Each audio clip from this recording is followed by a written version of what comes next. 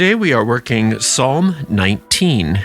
In traditional psalm magic, we use Psalm 19 to feel the love of the divine, to increase faith in our magic, to receive divine blessings, for release from jail, to remove evil, for help when hospitalized, and also for help in childbirth. Today, we're going to use Psalm 19 for generalized success. It doesn't matter whether it's business, a relationship, body, health, finances, wherever it is that you need success, bring that to mind as we work through this psalm. The way we work psalm magic is very simple and very effective. We read the psalm that we're working with all the way through once without stopping. This is commonly known as an incantation. After we've finished that recitation, we go back through the psalm and we consider each verse one at a time, and we dig for those hidden meanings behind each verse. Frequently, we call these occult meanings because they are hidden. It doesn't matter how good you think you are at this, just the act of digging and searching for them and then trying to apply whatever you find there to your situation that you brought to the psalm is all that it takes, because then you're finding and dislodging those magic seeds and planting them in the depths of your mind where they take root, they grow, they blossom, and they bear fruit after their kind. And that is exactly what you and I are going to do together right now with Psalm 19. The heavens declare the glory of God, and the firmament showeth his handiwork. Day unto day uttereth speech, and night unto night showeth knowledge. There is no speech nor language where their voice is not heard. Their line is gone out through all the earth, and their words to the end of the world. In them hath he set a tabernacle for the sun, which is as a bridegroom coming out of his chamber, and rejoiceth, as a strong man to run a race. His going forth is from the end of the heaven, and his circuit unto the ends of it. And there is nothing hid from the heat thereof. The law of the Lord is perfect, converting the soul. The testimony of the Lord is sure, making wise the simple. The statutes of the Lord are right, rejoicing the heart. The commandment of the Lord is pure, enlightening the eyes. The fear of the Lord is clean, enduring forever. The judgments of the Lord are true and righteous altogether. More to be desired are they than gold, yea, than much fine gold, sweeter also than honey and the honeycomb. Moreover, by them is thy servant warned, and in keeping of them there is great reward. Who can understand his errors? Cleanse thou me from secret faults. Keep back thy servant also from presumptuous sins. Let them not have dominion over me. Then shall I be upright, and I shall be innocent from the great transgression. Let the words of my mouth and the meditation of my heart be acceptable in thy sight, O Lord, my strength and my Redeemer. Very interesting psalm. It starts out with the heavens declare the glory of God. Now in the psalm, in Hebrew, it's El for God, not Elohim. And there are many allusions to the idea that this psalm has its roots in ancient sun worship. And you'll see that as we go through it. So this ancient way of talking about God, the sky god. The heavens declare the glory of God. Now, the glory of something is its aura, the electromagnetic field of something. And so when we talk about your aura, we're talking about the emanation of your soul that is greater than your body. And when we're talking about the glory of God, we're talking about the emanation of that aura of the infinite.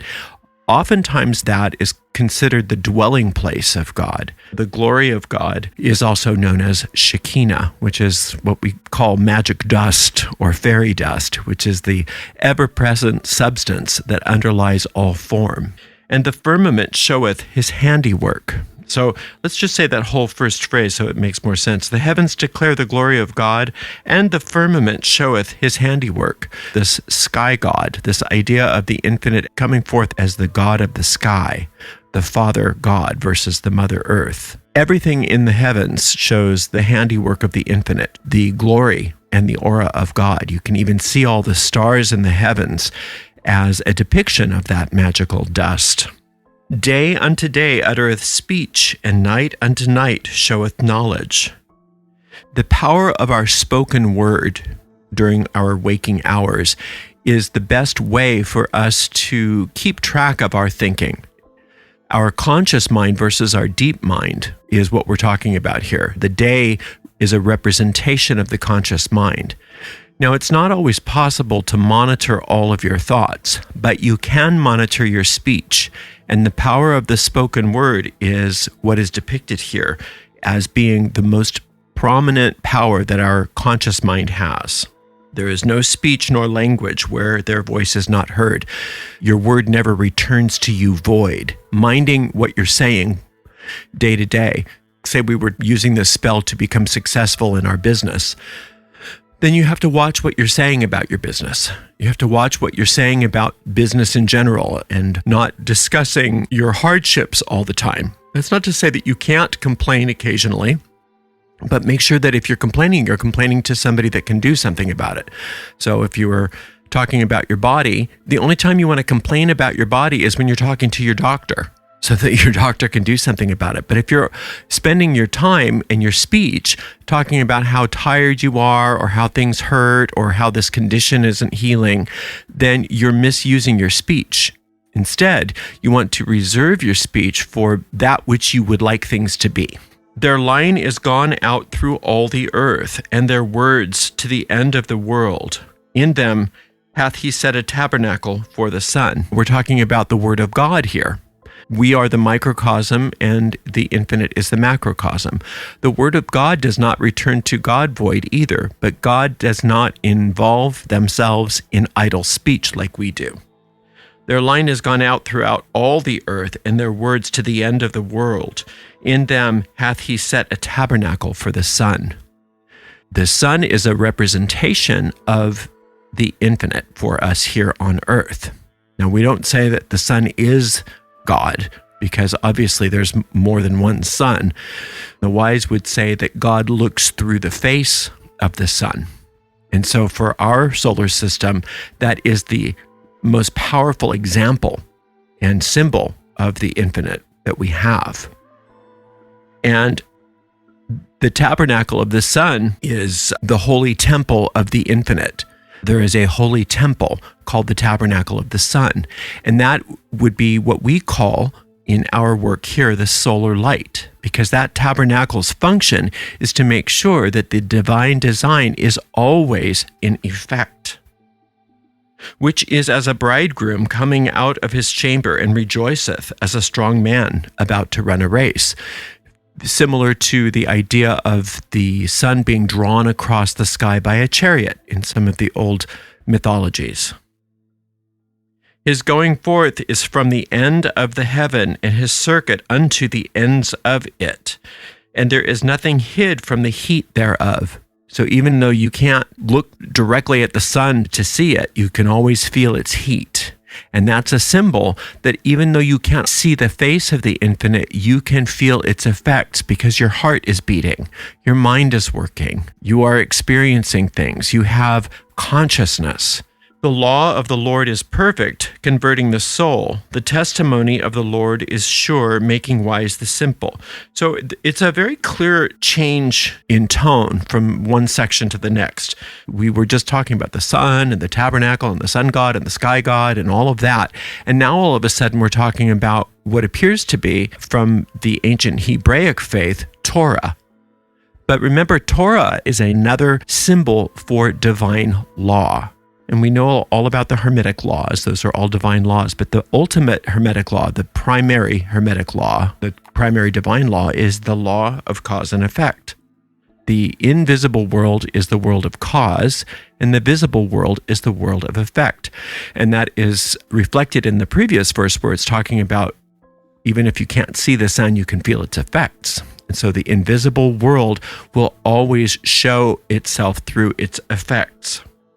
The law of the Lord is perfect, converting the soul. The testimony of the Lord is sure, making wise the simple. If you but listen to the teaching that you are being given at every moment of time and point of space through this law, you will become wise. You don't have to have complex concepts in order to be wise. In fact, it's the opposite. By stilling your mind and listening to that small, still voice within you, that voice of peace, you will be guided every step along the way.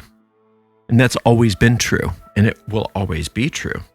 And the law of the Lord is perfect. So if there is an effect in your life that you do not like, the infinite can teach you what is in the invisible world that is causing that and how to change it. And then, hearkening back to that previous verse, you may not always be able to have your mind disciplined enough to be stayed on that, but you can direct your words to support whatever that new thought is that you need in order to change the circumstances that you're desiring to change. The statutes of the Lord are right, rejoicing the heart.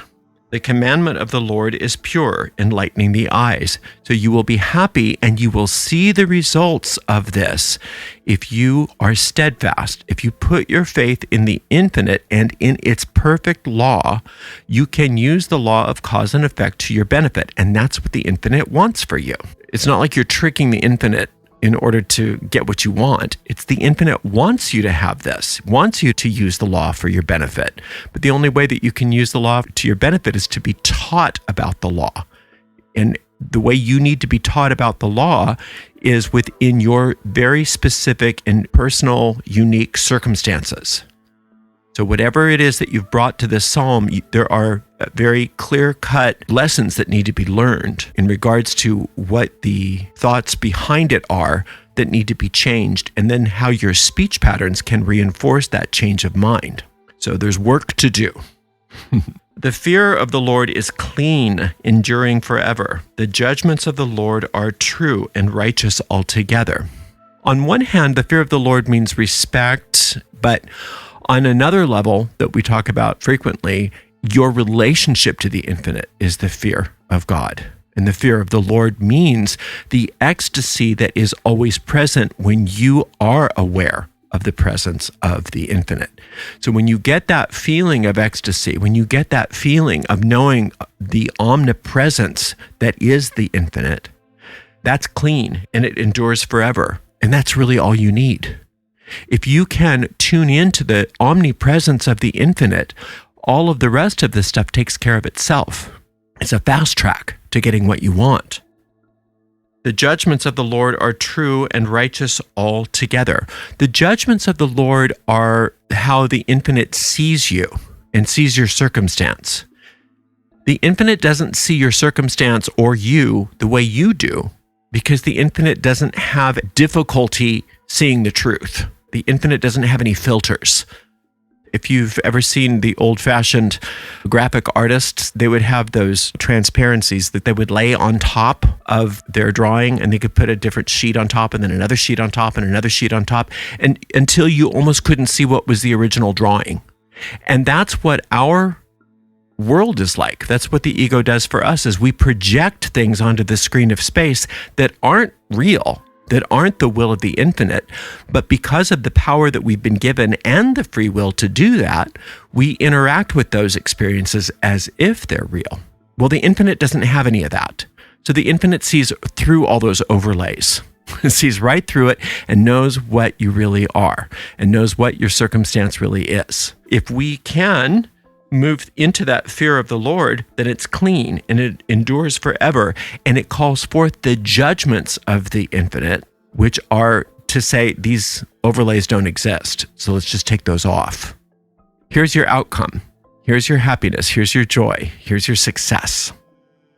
More to be desired are they than gold, yea, than much fine gold. Well, yeah, because if you just have gold, then you only have that much gold.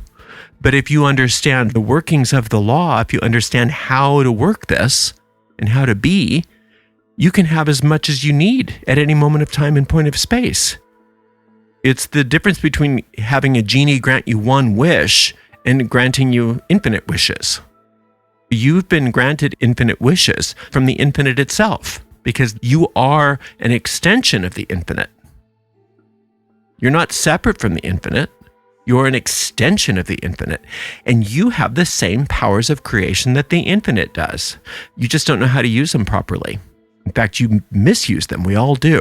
And that's why the judgments of the Lord are so important, because that is the corrective measure that is necessary for us to get things back on track so that we do have all that we need. So moreover, sweeter also than honey and the honeycomb. Gold, honey, and the honeycomb are all ancient symbols of the sun also.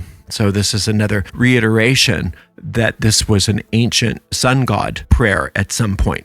Moreover, by them is thy servant warned, and in keeping of them there is great reward. Where it says, the fear of the Lord is clean and enduring forever. The judgments of the Lord are true and righteous altogether. By aligning yourself with the fear of the infinite and receiving its judgments, in other words, its corrections and its instruction, then you are guided. You're either told, don't do that, or do this. Don't do that, or you might get hurt, but do this because it's going to get you what you want. So when it says, moreover, by them is thy servant warned, and in keeping of them there is great reward. The great reward is the infinite's will for you. And what you want, this is so important to get, what you want is nothing compared to what the infinite wants to give you. It's not that you're asking for too much. It's that you're not asking for enough. Through working a psalm like this, we are at least momentarily opening our mind to the idea that, wow, maybe my desire, maybe my goal is not that big of a deal. Maybe it's not even close to what the infinite has for me. So I'm going to open my mind and my heart up to the idea that this or something even better is coming. Who can understand his errors? Cleanse thou from me secret faults. That's such an important part of this. If we knew how to do better, we would. Isn't that the truth about pretty much every mistake we've made in our lives when we've really messed up? If I knew better, I would have done better. So there's all kinds of stuff that we've been programmed to do, that we've been taught to do, that are at odds with our true nature. And that's the disease of this whole world. It's that whole idea of the demiurge and the ego mind. For us to say, oh, I know what I need to do. I know what's wrong with me. I know what needs to be changed. I know what needs to be healed, is shortchanging ourselves. Instead, we're saying, I don't know. It's a secret to me. I'm stumped. I don't know what needs to be changed. I don't know what my errors are. I don't know what the problem really is, but you do. And so when it says, cleanse thou me from secret faults, I don't know, but you do, and I'm open and willing for you to go in and tweak me. Because when you tweak me, infinite, I know everything works out for my highest good. And I want a perpetual tweaking. Keep back thy servant also from presumptuous sins. Let them not have dominion over me. Then shall I be upright, and I shall be innocent from the great transgression. Let's go backwards. What's the great transgression?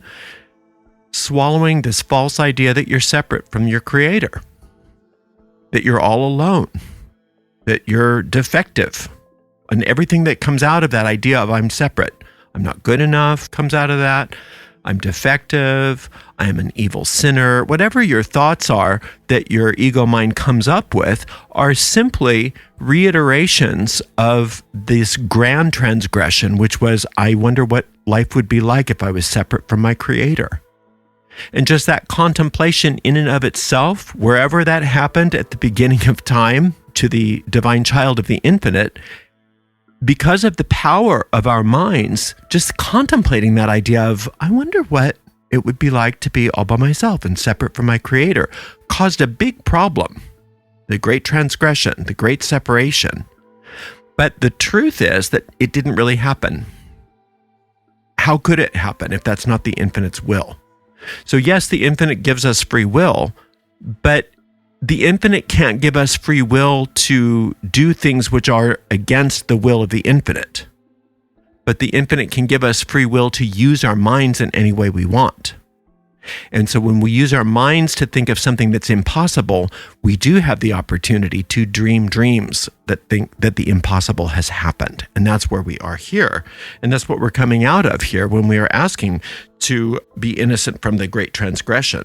Because you are innocent. You didn't do anything. Nothing really happened. So keep back thy servant from presumptuous sins. In other words, don't let me be an ego, run amok. Let me be who I am, which is a soul. Always connected, always an expression and an extension of you. Let them not have dominion over me, then I shall be upright. And this is hearkening back to the beginning of the psalm. Help me with my words. What am I saying? I can't always keep track of my thoughts, but I can keep track of my words. And if I keep track of my words, and I only speak the truth, and I only speak that which I desire to be, do, and have, then I am being kept from having the ego have dominion over me. Because it's through the spoken word that the ego does its dastardly deeds through us. Let the words of my mouth and the meditation of my heart be acceptable in thy sight, O Lord, my strength and my redeemer. This is similar to what is frequently talked about in the Old Testament when somebody was preparing a sacrifice. Let the sacrifice be acceptable. And now we're understanding that our words are the ultimate sacrifice, that our words are what's important here. When you speak anything, you're asking that those words, no matter what they are, be acceptable to the infinite.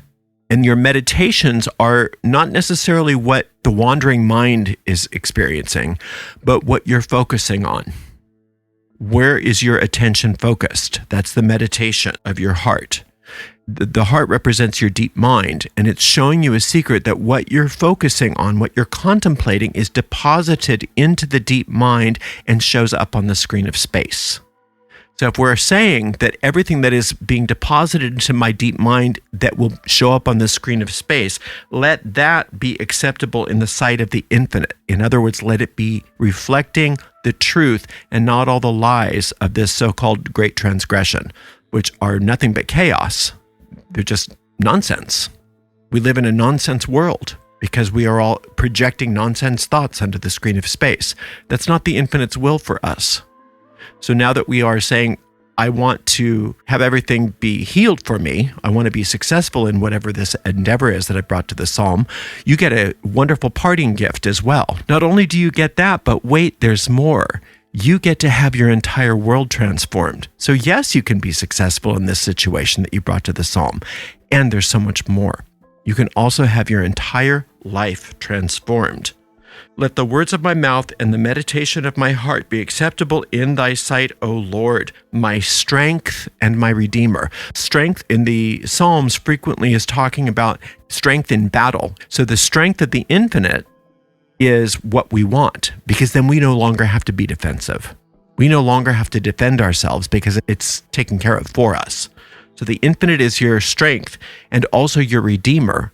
All the judgments of the infinite and the glory of the infinite comes through the law of cause and effect to redeem you. In other words, to awaken you to the truth about yourself, which is that you still are perfect as you were created. That all of the imperfections that you are experiencing in this life, along with the rest of us, is a big lie that we've all swallowed. And we are now asking that we awaken to the truth. And that's what redemption is. When you're redeemed, you're awake to the fact that you're an innocent child of the infinite. And your innocence is the only reality here. And so out of that innocence comes all of the success that you desire. So you just keep coming back to the same psalm over and over again until you get a sense of peace and certainty about whatever the issue was that you brought to the psalm. And that sense of peace and certainty is a clear indication to you from your deep mind that you have cast your spell and you don't need to work on it anymore. Just put it out of your mind and move on to something else. Thank you so much for spending some time with me today. Until next time, blessed be.